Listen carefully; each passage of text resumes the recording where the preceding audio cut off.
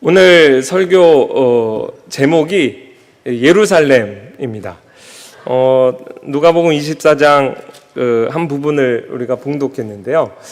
왜 설교 제목이 예루살렘인가? 잠깐 설명을 드리겠습니다. 그림으로 좀 설명을 드릴 텐데요. 파워포인트 한 컷을 좀 준비했습니다. 한번 띄워주시겠어요? 예. 저는 안 보이는데 여러분 잘 보이시죠? 누가 행전이라고 보통 그러죠. 우리 김영호 교수님 안 계신 동안에 제가 얼른 이 설교 해야 되겠다 해서 이제 했습니다. 누가복음과 사도행전의 저자가 누가입니다. 그렇죠?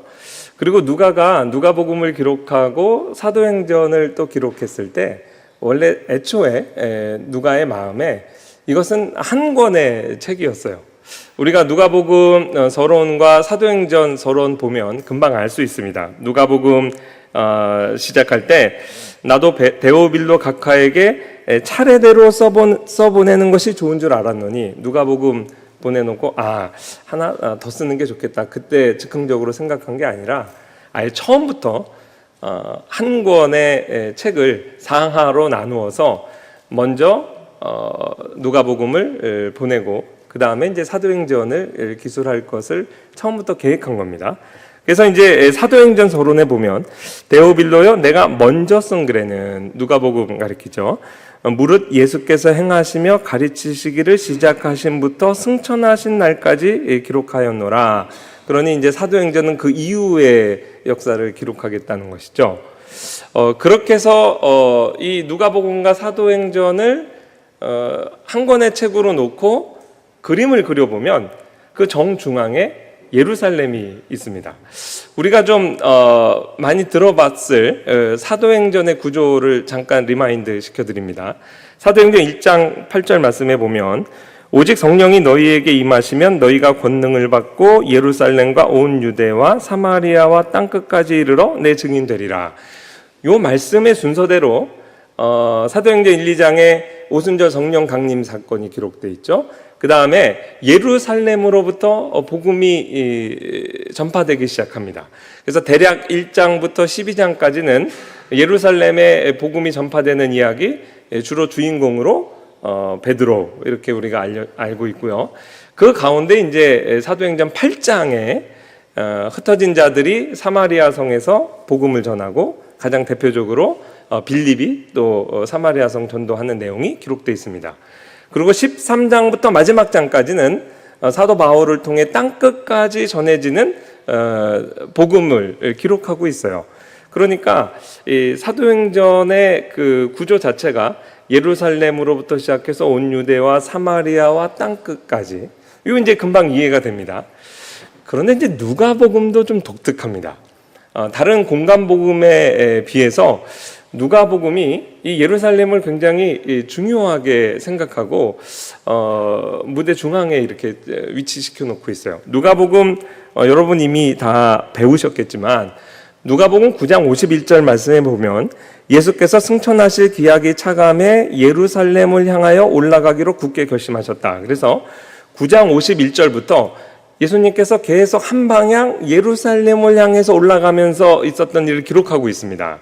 그게 어디까지 지속되냐면 10장이나 할애를 했어요. 그래서 19장 27절까지 그리고 28절부터 이제 예루살렘 입성입니다. 그러니까 19장부터 24장까지는 또 예루살렘을 무대로 하고 있고요. 그래서 누가복음 전체가 예루살렘을 향해서 이렇게 쭉 예수님께서 나아가시는 것을 특징적으로 이렇게 잘 부각시키고 있어요.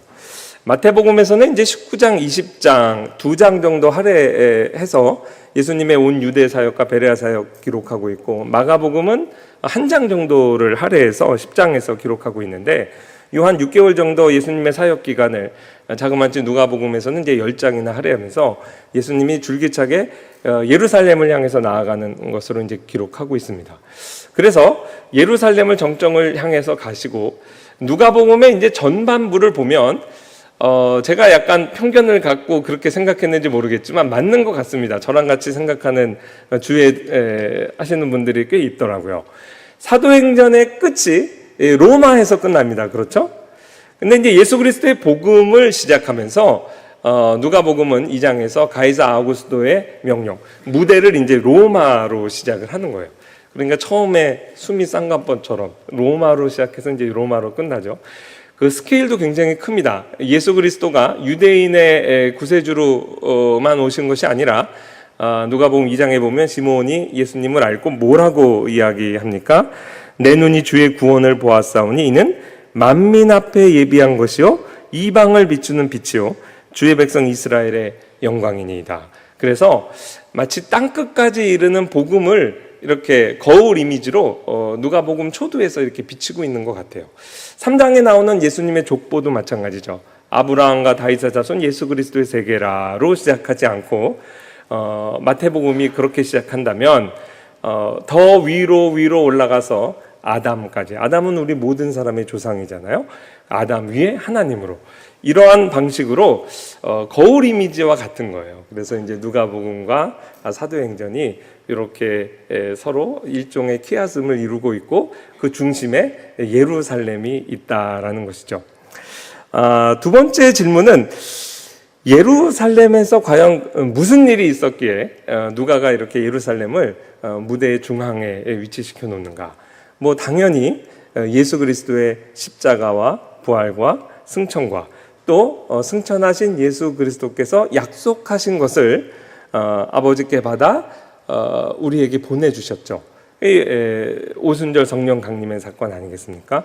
하나님이 행하신 큰 일이 기록되어 있습니다. 우리가 보통 복음서를 가지고 설교할 때 이 내용을 가지고 이제 설교를 하죠. 근데 오늘 우리 짧은 주어진 시간에 이 모든 내용을 담아낼 수는 없고요. 예루살렘에서 있었던 또 다른 일을 말씀을 드리겠습니다. 예수 그리스도께서 이렇게 큰 일을 행하신 무대가 예루살렘이에요. 그런데 땅끝까지 이르는 복음을 들고 쏟아져 나오는 예수 그리스도의 제자들이 예루살렘에서 큰 변화를 겪습니다. 예수님만 일하신 게 아니라 예수님의 제자들이 어떠한 극적인 변화를 경험하고 땅끝까지 이르는 예수 그리스도의 증인이 됩니다. 이게 사실은 누가가 절반을 할애해서 우리에게 전해주는 하나님의 계시 말씀이에요. 그 전체가 사실은 사도행전의 이야기죠. 근데 그 사도행전 시작하는 오순절 성령 강림, 오순절 성령 강림으로 말미암아 베드로가 하나님의 말씀을 주의 설교를 하고 그 선포된 말씀에 마음이 찔려서 우리가 어찌할꼬 하며 회개의 역사가 있고 그날 신약의 교회, 초대교회가 예루살렘에서 탄생한 것이죠. 어떻게 보면 이 오순절 성령 강림의 놀라운 사역에 대한 일종의 예고편입니다. 오늘 누가복음 마지막 장에서 이러한 놀라운 변화가 있게 되는 초대교회의 탄생을 알리는 예고편이 기록되어 있어요. 마치 예수님께서 요한복음에서 숨을 내쉬며 가라사대 성령을 받으라 이렇게 말씀하신 것이 어떤 주석에 보면 오순절 성령 강림의 예고편이다 했던 것처럼 이 누가복음도 이 24장 전체를 할애해서 앞으로 펼쳐질 놀라운 오순절 성령 강림의 귀한 역사를 우리에게 이제 미리 보여주고 있는 겁니다. 여기에는 제자들의 놀라운 변화가 있고요. 그 도표 지금 없어졌죠? 도표 아까 보면 중앙에 예루살렘 있다가 제가 애니메이션 설정을 해서 15초 지난 시점에서 저 이렇게 심장, 마음이 뜨거워지는 역사가 있습니다. 저거는 오순절 성령 강림을 보통 연상하는데 하나님께서 우리의 마음에, 제자들의 마음에 하나님의 계시 말씀을 풀어주시고 그 말씀을 성령께서 풀어주셨을 때 제자들의 마음이 뜨거워진 거예요. 그것을 이제 표현한 겁니다. 물론 오순절 성령 강림 때 베드로의 설교를 듣고 무리들의 마음이 뜨거워졌어요. 그런데 24장에도 오늘 예수님과 성경 공부하고 마음이 뜨거워진 제자들이 있습니다. 그 이야기를 오늘 드리려고 하는 겁니다. 누가복음 24장 27절 말씀에 보면 유명한 사건이죠. 엠마오 도상에서 두 제자에게 예수님이 나타나셔서 예수님인지 알아보지 못했잖아요.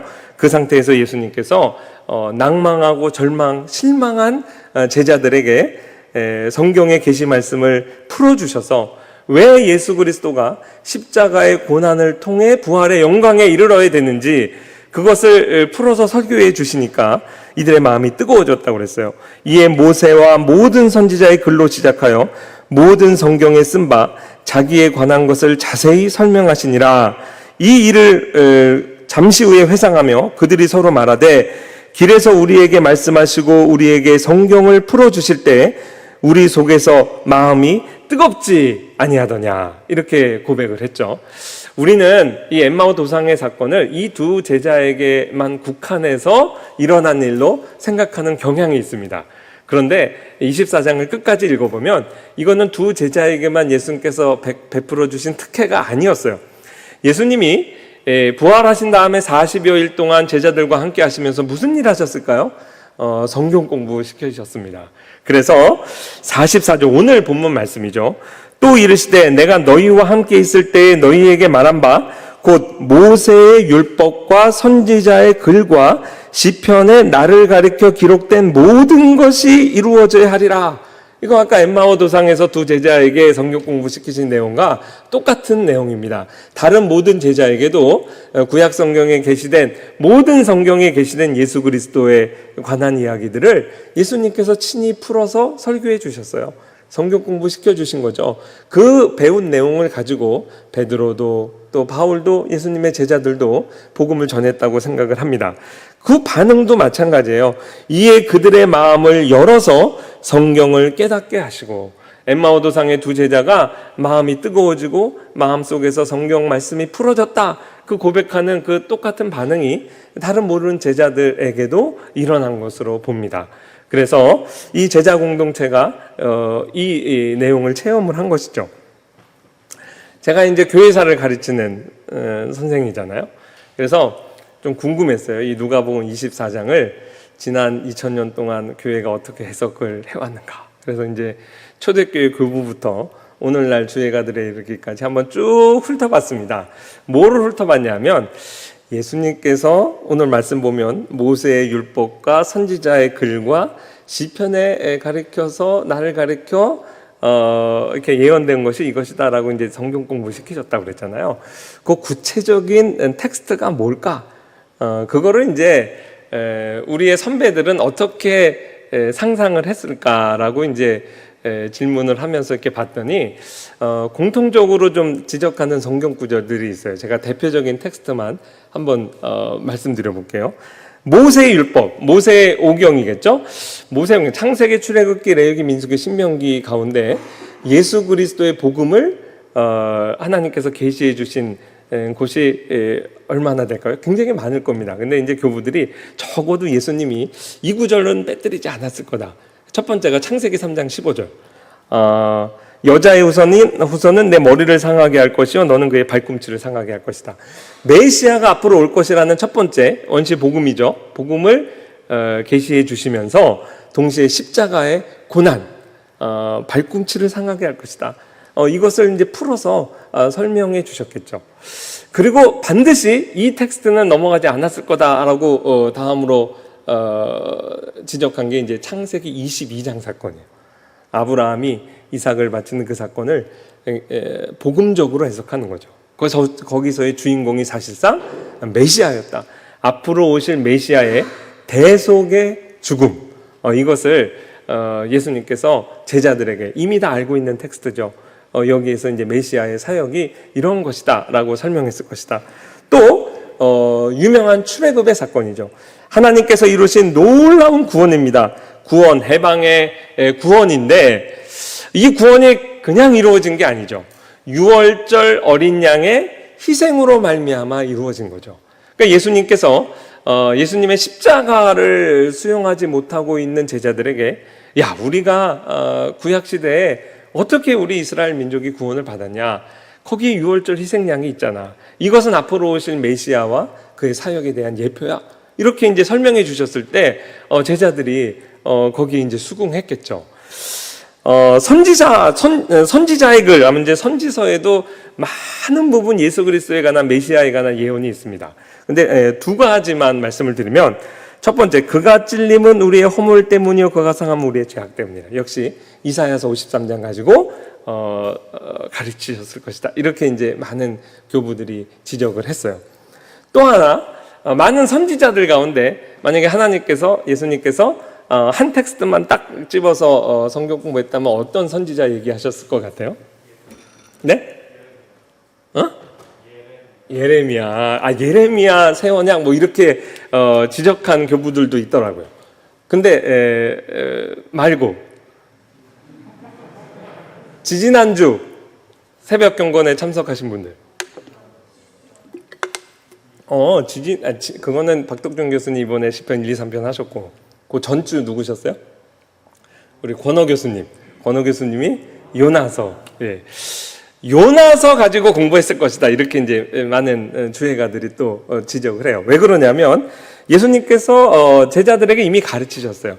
마태복음 12장에서 요나가 밤낮 사흘 동안 큰 물고기 뱃속에 있었던 것 같이 인자도 밤낮 사흘 동안 땅속에 있으리라. 예수님 가르치셨잖아요.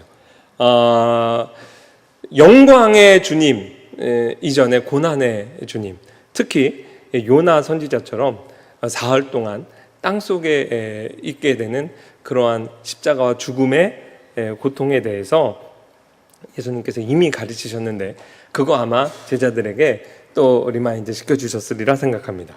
또 많은 텍스트들이 있겠죠. 시편이 대표하는 성문서 이렇게 생각해 보면 또 많은 메시아의 시편이 있죠.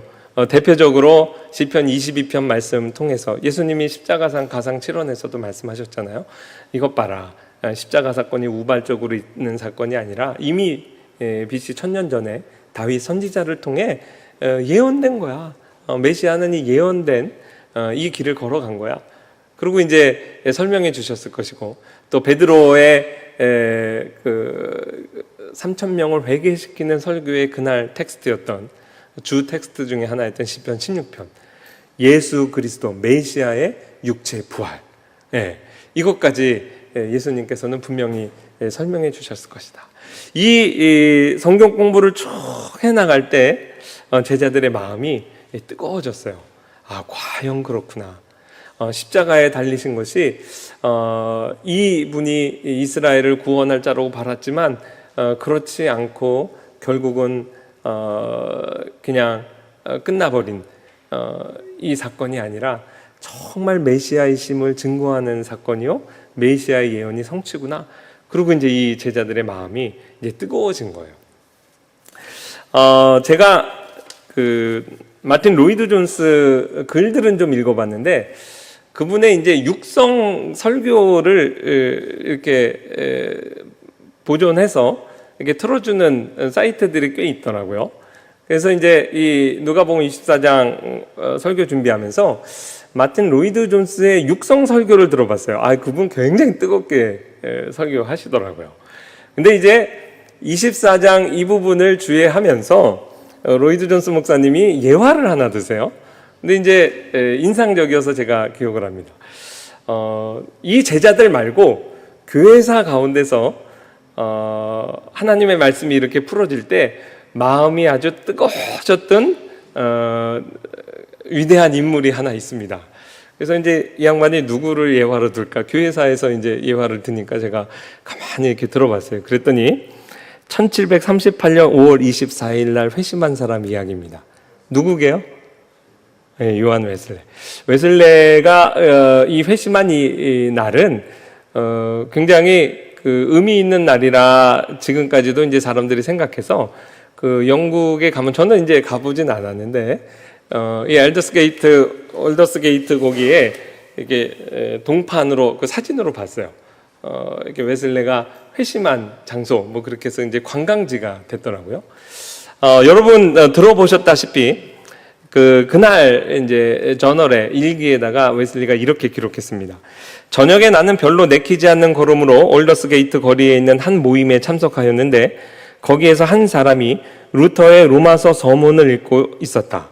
8시 45분경 그 사람이 그리스도를 믿음을 통해 마음속에 변화를 일으키시는 하나님의 역사를 설명할 때 그때 나는 내 마음이 이상하게 뜨거워지는 것을 느꼈다. 나는 내가 그리스도를 신뢰하고 있으며 구원을 위해 오직 그리스도만을 믿고 있음을 느꼈다. 이내 그리스도께서 내 죄를 나 같은 사람의 죄까지 다 거두어 가셨음과 나를 죄와 사망의 법으로부터 구원하셨다는 확신이 내게 주어졌다. 그러니까 한 사람의 마음이 복음으로 이렇게 뜨거워지니까 놀라운 역사가 사실 일어났습니다. 웨슬리 뭐 다른 약점들 우리가 신학적으로는 알고 있지만 복음을 전하는 열정에 있어서는 우리가 정말 본받아야 됩니다. 이분이 길거리 나가서 복음 전했잖아요. 그 다음에 이듬해 1739년 4월 2일 날 브리스톨 공장지대에 길거리에 있는 사람들 향해 복음을 처음 이제 5개 설교를 했어요. 그것도 휘필드의 이제 조언을 받아서 좀 용기를 내서 그렇게 길거리에서 첫 번째 그 오픈 에어 프리칭이라고 그러는데 거기서 3,000명이 이렇게 그 설교를 들었어요. 그리고 막 구꾸라지는 역사가 나서 야, 길거리에 길 잃은 영혼이 정말 많구나. 그러고는 이제 다시 예배당 안으로 들어오기가 힘들었던 거죠. 그때부터 말 타고 일주일에 20편씩 복음전도 설교하면서 어떤 사람이 계산하니까 일평생 약 50년 동안 지구를 약 3바퀴 도는 정도 거리를 돌아다니면서 그렇게 설교를 했다고 해요. 그 출발점이 어디냐? 하나님께서 그 마음을 뜨겁게 하신 거죠. 근데 이제 로이드 존스 목사님은 여기까지만 얘기했는데 그 웨슬리가 왜 마음이 뜨거워졌냐면 루터의 로마서 서문 읽는 거 보면서 이제 로마서의 복음에서 뜨거워진 거예요. 그러니까 루터 얘기 안 할 수 없죠. 루터도 종교개혁이 어떻게 시작됐습니까? 하나님께서 그의 마음에 로마서 1장 17절 말씀을 주의하시고 성령께서 그걸 풀어주셨어요. 거기서 하나님의 의에 대한 제 발견이죠. 그것으로 한 사람이 종교개혁자로 거듭나고 한 시대가 바뀌는 놀라운 일이 일었습니다. 그것도 역시 말씀이 풀어지면서 종교개혁이 일어난 거예요. 워낙 자주 인용이 되기 때문에 전체 말고 일부만 제가 끝부분만 인용해 드릴게요. 복음에는 하나님의 의가 나타나서 하나님의 의라는 단어를 저는 매우 싫어했습니다. 밤낮으로 본문의 의미를 묵상하는 가운데 마침내 저는 하나님의 은혜로 하나님의 의가 어떤 맥락에서 기록되었는지 발견하게 되었습니다. 바로 여기서 저는 하나님의 의가 하나님의 선물임을 깨닫게 되었습니다. 즉 본문이 말하는 의인들이란 믿음으로 하나님의 의를 받아 생명을 얻게 된 사람들이란 사실을 비로소 이해하기 시작했습니다. 이 말씀 앞에서 저는 완전히 다시 태어났다고 느꼈습니다. 또한 제 앞에 활짝 열린 문을 통해 천국에 들어가는 느낌을 얻었습니다. 이를 통해 성경 전체가 완전히 다른 모습으로 제게 다가왔습니다. 하나님의 의를 정말 죄인을 심판하시는 공의의 무서운 의로만 알고 있었는데 막상 복음서에 또 바울 서신에 나타난 하나님의 의의 개념이 복음 안에 계시는 하나님의 예수 그리스도죠. 예수 그리스도의 의죠.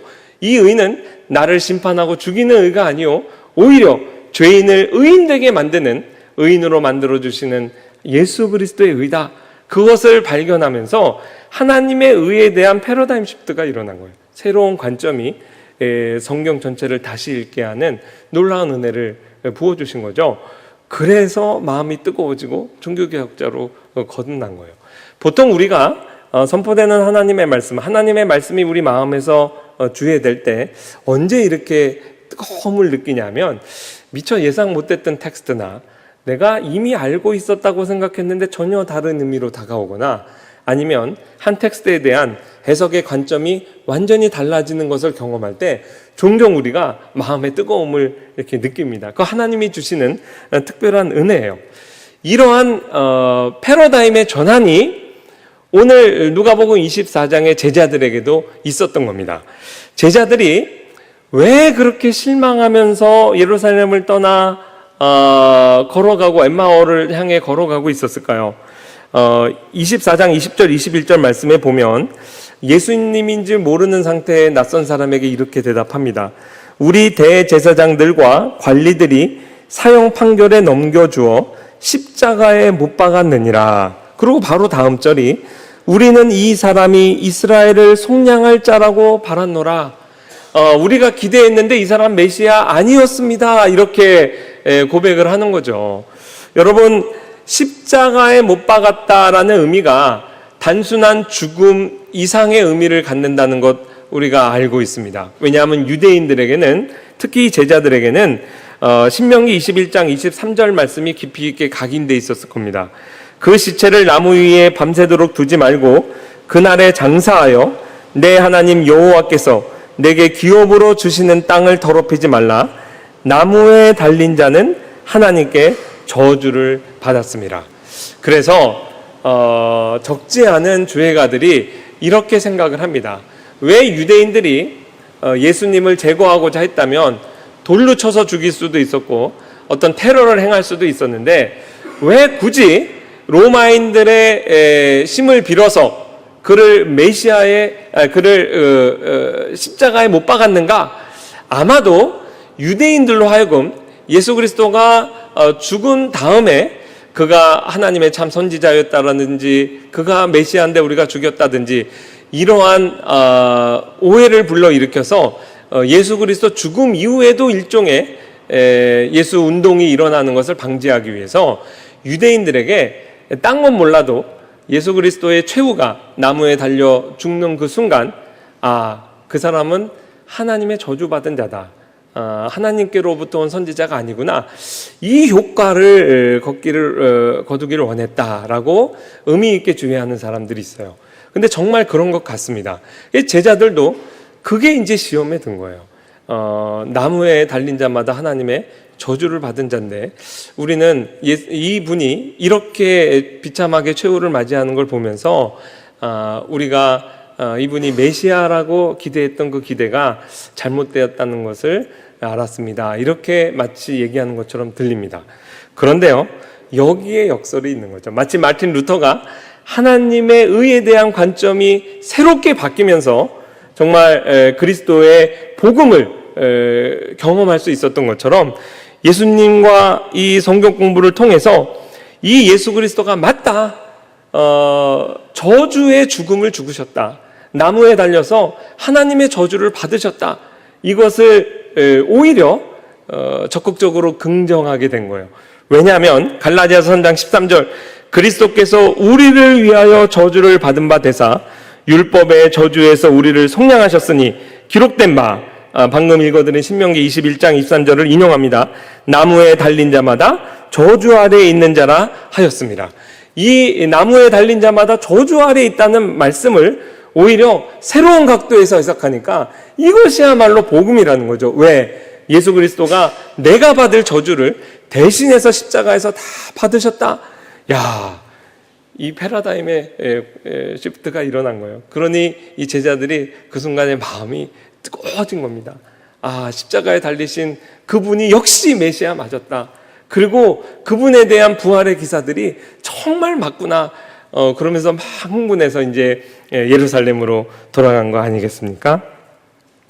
적용을 하고 설교를 마칠 텐데요.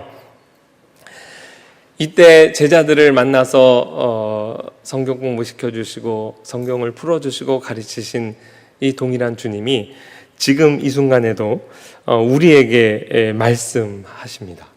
이게 누가복음 24장을 통해서 누가가 우리에게 전해주고자 정말 꼭 이 은혜를 좀 나누고 싶다라고 생각했으리라 생각합니다. 저도 합신에 들어와서 그 성경 나름대로 고등학교 때 은혜를 좀 체험하고 많이 읽었어요. 그 학교 공부하는 것보다 성경 읽는 것도 좋아해서 창세기부터 요한계시록까지 제가 다 일일이 이렇게 노트를 정리할 정도로 성경을 그래도 좀 안다고 생각했거든요. 그랬는데 신학교 와서 이렇게 예상치 못한 곳에서 마치 엠마오 도상에서 길거리에서 성경 공부한 것처럼 뜻밖의 장소에서 조금 졸린 수업 시간에 그리고 학우들하고 얘기하다가 차를 타고 가면서 동료 전도사들하고 수업 얘기하다가 받은 은혜, 이런 것들로 마음이 이렇게 뜨거워졌던 때가 정말 많이 있습니다. 그 중에 이제 가장 대표적으로 1학년 들어와서 구약 총론 시간에 김성수 교수님 여러분 잘 모르시죠? 저희 90명 이렇게 수업을 하면 약간 과장하면 절반은 자요. 이렇게 수업을 알아들을 수가 없어요. 너무 목소리가 작으셔서. 저도 많이 잤어요. 3번 중에 2번 잔 것 같아요. 근데 이렇게 하니까 안 되겠더라고요. 그래서 이제 앞자리에 좀 앉았는데 앞자리에서 그 수업 내용 따라가고 듣다 보니까 너무 은혜를 많이 받았어요. 어느 날인가 구약 중론인데 텍스트는 다 신약이었어요. 신약에서 인용된 구약의 말씀을 늘 풀어주셨거든요. 베드로의 설교 그걸 풀어주시는데 저는 베드로 설교 그래도 안다고 생각했는데 그날의 메인 텍스트가 시편 16편인 거 알게 됐어요. 나중에 사도행전 13장에 가면 비시디아 안디옥에서 바울이 전했던 그 설교 그 전문이 기록되어 있잖아요. 그날의 본문 여러 본문 가운데 하나도 또 시편 16편이에요. 그 시편 16편이 메시아의 시편이구나 합신에 들어와서 알게 됐어요. 그리고 이제 그런 관점에서 다시 시편 16편으로 가서 이렇게 히브리어로 뭐 한 3시간 이상을 풀어주셨던 것 같아요. 근데 이제 문득 이게 다윗 선지자를 통한 메시아의 고백일 수 있구나. 그런데 이제 시편 16편 3절 말씀, 땅에 있는 성도들은 존귀한 자들이니 나의 모든 즐거움이 그들에게 있도다.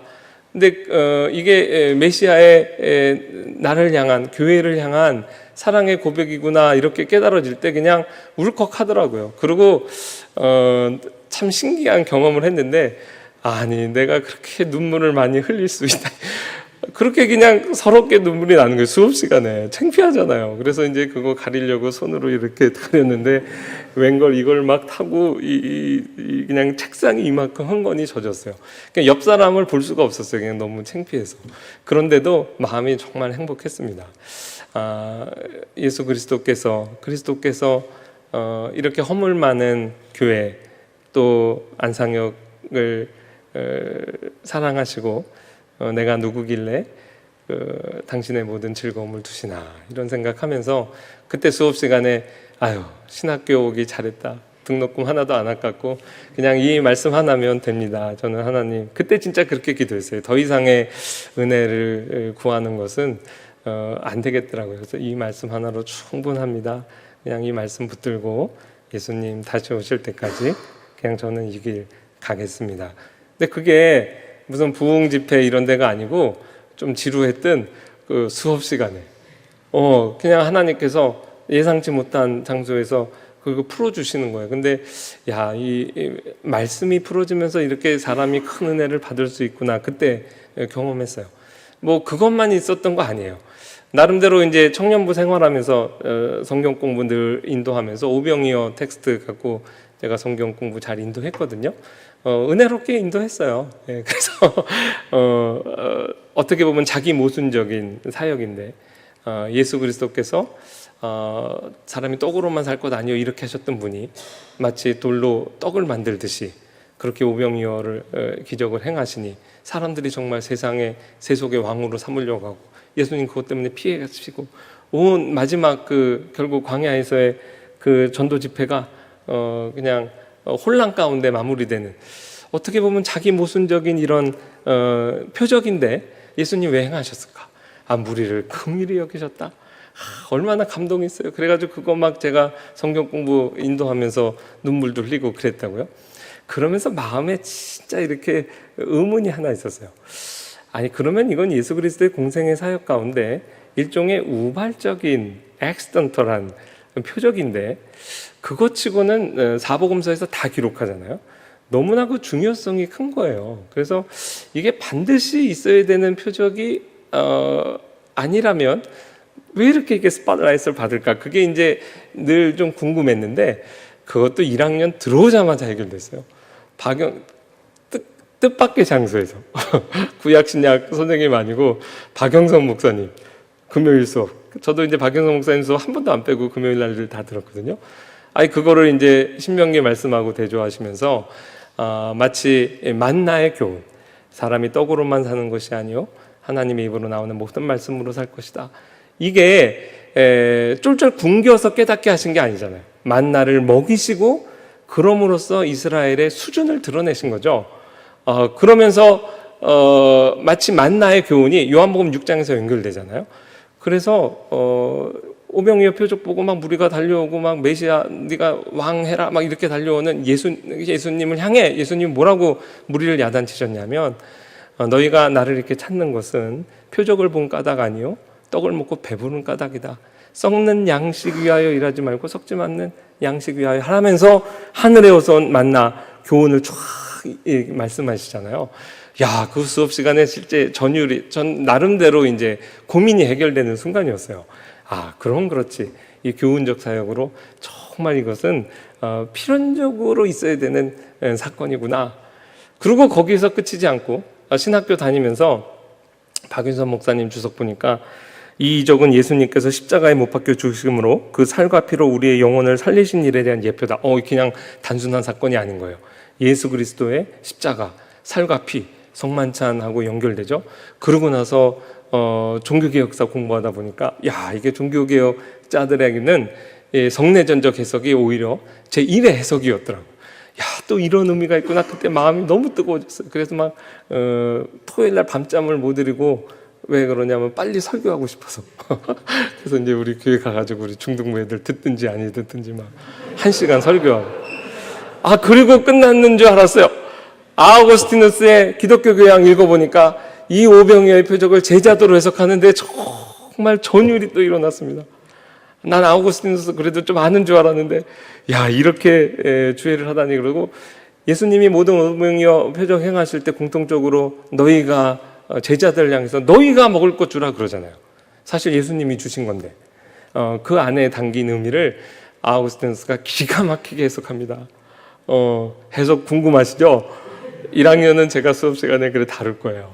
그거 다 합신 다닐 때 배웠던 내용이에요. 2, 3학년은 이미 알아요. 까먹고 저한테 질문하지 마세요. 그게 다 합신해서 하나님의 말씀이 내 마음에 풀어졌던 거예요. 그래서 제가 진짜 오병이의 텍스트는 더 이상 은혜를 주지 마옵소서 그렇게 기도했어요. 너무 감당하기 힘들어서. 근데 불과 한 달 전에 또 다른 의미를 발견하고 제가 너무 또 흥분했어요. 그래 오늘 24장 설교하는 거예요. 물론 그걸 지금 다 다루지 않겠지만 적용입니다. 이 누가복음 24장이 왜 저와 여러분에게 특별히 의미 있는지 아세요? 제가 미국에서 공부할 때 신약 박사과정 공부하는 제 동료 박사님한테 들었는데요. 그분 누가복음을 전공하셨어요. 그래서 뭐라 그러냐면 누가복음 24장은 특히 오늘날 교회 시대에 의미 있는 텍스트다. 왜냐하면 예수님께서 포스트 레저렉션 시대에 예수님의 부활 후 시대를 살아가는 저와 여러분, 이게 신약교회죠. 신약교회에 하나님께서 당신의 백성을 만나시는 방식, 그것을 하나의 모범으로 24장이 제시하고 있다. 그 말은 뭐냐면, 여러분 지금 엠마오 도상으로 가는 두 제자가 예수님, 부활의 주님 만나서 성경 공부했잖아요. 이렇게 질문을 해보는 거죠. 여러분 꼭 부활하신 예수님과 성경 공부했기 때문에 그 마음이 뜨거워졌습니까? 어떻게 생각하세요? 예수님인 줄 모르고 객관적인 계시 말씀, 성경 말씀을 풀어질 때 그 마음에서 막 뜨거워졌잖아요. 나중에 예수님인 거 알았잖아요. 그 말은 뭐냐면 꼭 부활하신 예수님을 육체적인 현존을 따라 우리가 옆으로 모셔야 은혜 받는 게 아니라는 거예요. 그 누구라도 계시된 하나님의 성경 말씀을 정말 진리 말씀에 따라 성령께서 말씀의 사역자를 통해 회중의 마음에 그 말씀을 풀어주실 때 엠마오 도상에서 제자들이 경험한 은혜와 동일한 은혜를 경험한다는 거예요. 그러니 예수님께서 이것을 제자들에게 가르쳐 주신 거죠. 꼭 예수님을 육체적 현존을 따라 우리가 옆에 모시고 있지 않아도 돼요. 그 일에 우리를 부르신 겁니다. 그래서 이번 주일에도 여러분이 가서 정말 하나님의 복음의 말씀을 풀어서 설교하고 그 시간에 성령께서 여러분의 설교, 선포되는 말씀을 통해 성도의 마음을 만져주시고 마음을 뜨겁게 하시면 그게 하나님 만나는 겁니다. 그게 우리 예수님을 만나는 거예요. 이 말씀을 통해서 하나님이 당신의 백성을 만나시겠다라는 선언이고 거기에 우리의 이제 소명이 있는 거죠. 은혜롭더라고요. 그래서 원래 이제 누가복음 24장 제가 주의할 때 늘 이 얘기를 했어요. 근데 이제 한 달 전에 마이클 로튼 아시죠? 마이클 로튼이 이 본문 갖고 설교했는데 그분이 그렇게 주의하는데 제가 아차 싶었어요. 왜 그 오병이어의 표적이 성내전적으로 해석이 가능한가 하면 그 공간복음의 모든 그 예수께서 성찬을 집례하시는 말, 떡을 취하사, 잔을 취하사 그 다음에 그걸 어떻게 해요? 브로크 하시죠? 아니, 그 브로크 하기 전에 먼저 축사하시고, 그 다음에 떼어서 제자들에게 주시니. 이게 이제 네 단어입니다. 뭐 원어도 그렇고 영어도 그렇고 한국 단어도 그래요. 근데 요 단어가 마치 기계적으로 똑같이 쓰이거든요. 근데 이 똑같은 표현이 어디에 나오냐면 오병이어의 표적 때 똑같이 나와요. 마태복음, 마가복음, 누가복음 마찬가지예요. 그래서 이 구절만 비교해 봐도 무언가 오병이어의 표적과 성만찬의 예전이 이게 이제 그 접점을 갖는다라는 것이 그 성례전적인 해석을 한 하나의 단초를 제공하거든요. 근데 하나가 더 있었던 거예요. 오늘 그 누가복음 24장에 보면 길거리에서 말씀을 풀어주시죠. 그 다음에 집으로 들어가서 같이 애찬을 하시잖아요. 근데 거기에 누가복음 24장 30절입니다. 떡을 가지사 축사하시고 떼어서 그들에게 주시니. 요 패턴이 누가복음 24장에도 기록되어 있는 거예요. 누가복음 같은 누가가 22장에 떡을 가져 감사기도 하시고 떼어 그들에게 주시며 똑같은 거예요. 그래서 마이클 호튼이 뭐라고 이제 얘기했냐면 이게 부활하신 예수님 이후에 첫 번째 성만찬이다 이렇게 얘기하더라고요. 그래서 이제 꼭 그 해석을 우리가 다 따를 필요는 없다고 생각해요. 그러나 굉장히 상징적 의미가 있습니다. 예수 그리스도께서 포스트 레저렉션 시대를 살아가는 저와 여러분을 만나는 방식, 말씀을 풀어서 말씀을 통해서 만나신다 그랬잖아요. 근데 사실 그 지경을 조금 더 넓혀서 보면 이 텍스트까지 보면 말씀과 성례를 통해 우리는 말씀과 성례를 통해 하나님을 체험합니다. 하나님이 사람이 되시지 않았다면 결코 하시지 않았을 말씀이 내 피를 마시고 내 살을 먹는 자. 이거는 예수 그리스도의 성만찬에서만 가능한 말이라고 생각해요. 하나님께서 사람이 되셨기 때문에 또한 십자가에서 살과 피를 우리에게 주셨기 때문에 가능한 이야기죠. 그래서 단순히 말씀을 우리 마음에 풀어주심으로써만 만나는 게 아니라 좀 더 감각적으로 우리 몸과 영혼의 합일체인 우리 신자들이 그 그리스도와의 교제를 조금 더 감각적으로 느낄 수 있도록 현실적으로 느낄 수 있도록 성찬까지 제정해 주신 거예요. 그래서 이런 방식으로 만나겠다. 이 모든 것이 이루어지는 것이 어디냐? 예루살렘입니다. 예루살렘은 당연히 교회죠.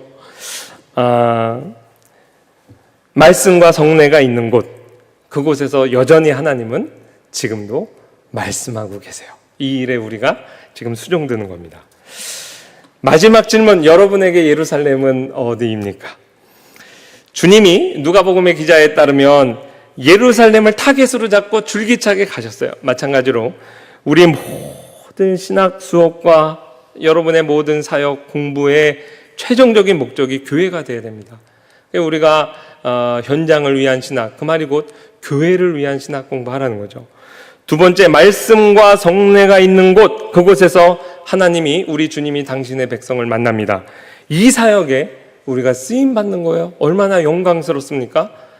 신학교 여기서 잘 배워서 여러분이 강단에 서서 선포하는 말씀을 통해 그 말씀을 받는 회중이 하나님과 만난다니까요. 이 가슴 떨리는 일에 우리가 지금 쓰임받는 겁니다. 세 번째는 당신의 마음이 가장 뜨거워지는 곳, 거기가 어디냐 이걸. 하나님의 말씀이 여러분 마음에서 풀어지고 그것이 뜨거워지는 경험이 없이 어떻게 말씀의 사역자가 되겠냐.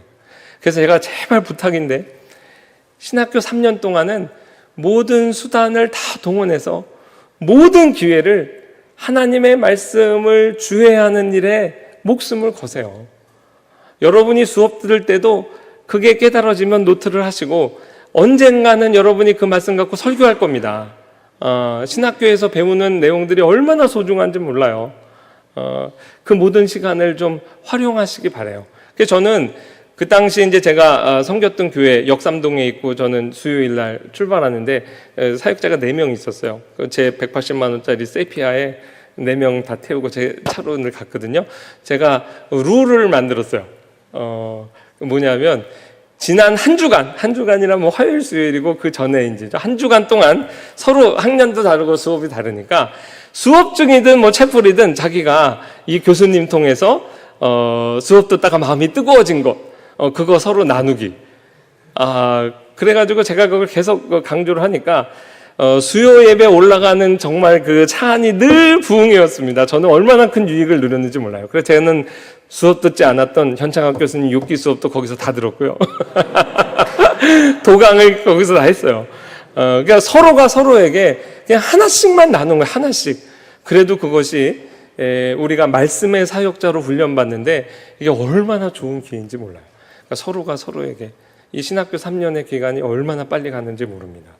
모든 교수님들을, 모든 동료들을 또 이러한 하나님의 말씀 배우고 하나님께서 우리 마음을 그 말씀을 풀어주셔서 뜨겁게 하시는 체험을 날마다 하는 저와 여러분 되시기를 주의 이름으로 축원합니다.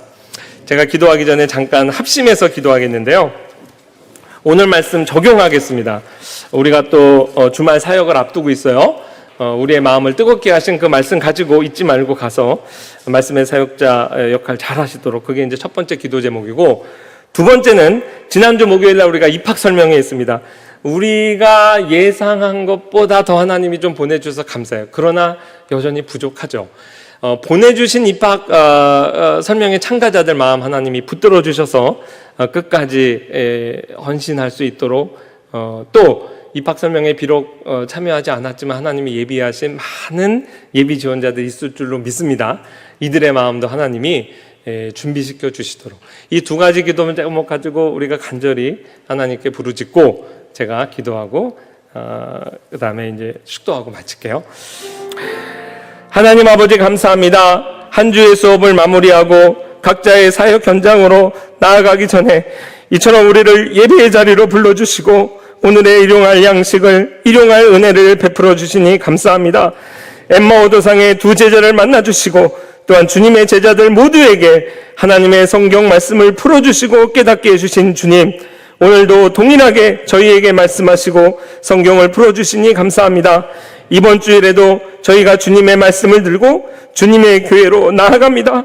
제자들의 마음을 뜨겁게 해주신 주님께서 이번 주일에도 각 지교회에 있는 주님의 백성들을 만나주시고 이들의 마음을 뜨겁게 하옵소서.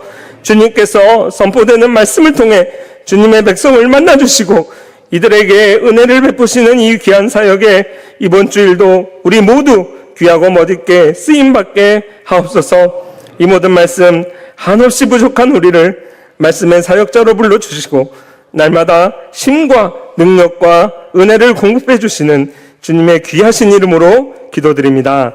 아멘.